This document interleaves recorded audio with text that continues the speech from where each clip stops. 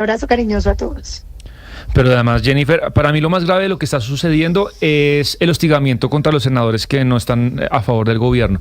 Lo que ha pasado en los últimos 4 o 5 días contra ellos no es digno, o sea, no es un país que se pueda poner la chapa o la medalla de democracia.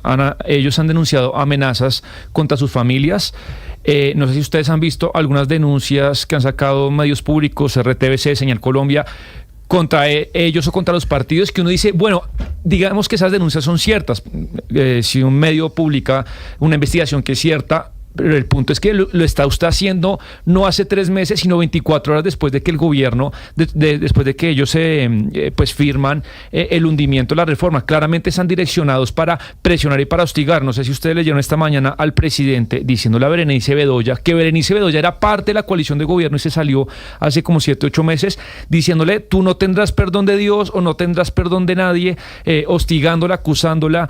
Es decir, lo que está pasando para mí, Jennifer, es muy grave. Eso no puede ser que un congresista no pueda expresarse libremente y porque hunde una reforma del gobierno le cae todo el peso, pues, no sé, de la fuerza del Estado y el gobierno.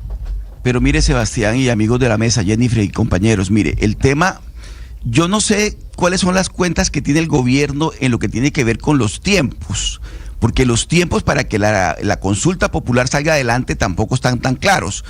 Mientras se presenta, el ministro nos decía ahora, el doctor Sanguino, que todavía las preguntas las están elaborando, las preguntas del gobierno, pero esas preguntas tienen que, luego de ser radicadas, el Senado de la República es el que termina definiendo cómo van a hacerse las preguntas y cuál va a ser el tenor de las preguntas. Eso todavía falta. Falta la revisión de la Corte Constitucional después, luego la convocatoria, luego la realización. Es decir, el tema de los tiempos no está muy claro, pero yo también creo que el gobierno, las cuentas del gobierno tampoco están muy claras, porque esos 13 millones de votos de participación, ojo, de participación de todos los ciudadanos, de todos los votantes, también involucra a la oposición.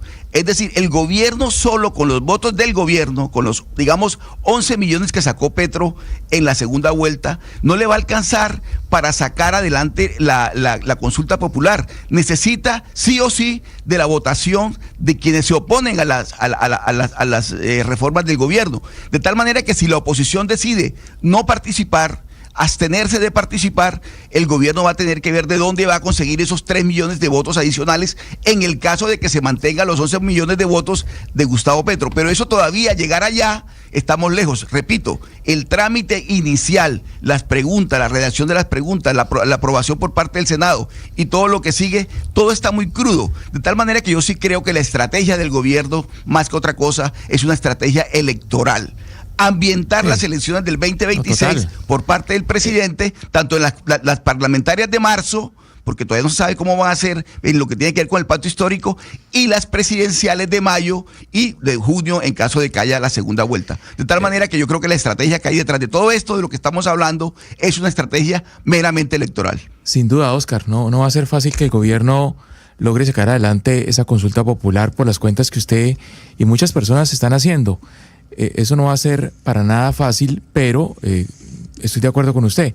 Lo importante es que para el gobierno, que la gente permanezca en las calles, que el presidente pues haga lo que realmente sabe hacer mejor, que es agitar las masas, y en medio de eso lo que me preocupa a mí es la polarización. Decía Sebastián ahora la presión indebida que están recibiendo los congresistas, pero también, Sebastián, que están recibiendo los alcaldes, los gobernadores, los mandatarios locales que no apoyan las iniciativas del gobierno.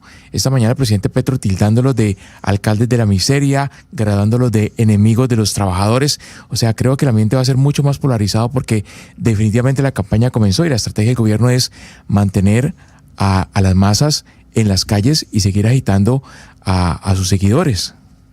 Hugo Mario, yo creo que la senadora Valencia ahorita tocó un asunto que es fundamental en este tipo de consultas populares y que ya la vivimos en el plebiscito, y son las mentiras. Creo que en pocas consultas se ha vivido las mentiras que se vivieron en el plebiscito por la paz, empezando por lo de las cartillas, que se les empezó a envenenar a todo el mundo, a decir que iban a volver a los niños homosexuales y yo no sé cuántas estupideces que nunca fueron ciertas, y que ahora esta campaña también está, pues o empieza con mentiras. Entonces, por eso creo que no solamente nos deberíamos concentrar concentrar desde el periodismo en las cargas políticas, que por supuesto son muy importantes, saber cómo están las cargas en el Congreso, sino también en el contenido, precisamente porque es que de cara a la pregunta que lleve la consulta popular, porque esas consultas tienen una pregunta que debe ser preguntas precisas y que como bien decía la senadora Valencia, pues si a usted le preguntan pues por el horario laboral y por ciertos puntos de la reforma que evidentemente son muchísimo más atractivos, pues usted va a decir que sí, pero si se pregunta por otras cosas que no son tan atractivas, pues eso se presta para la mentira. Entonces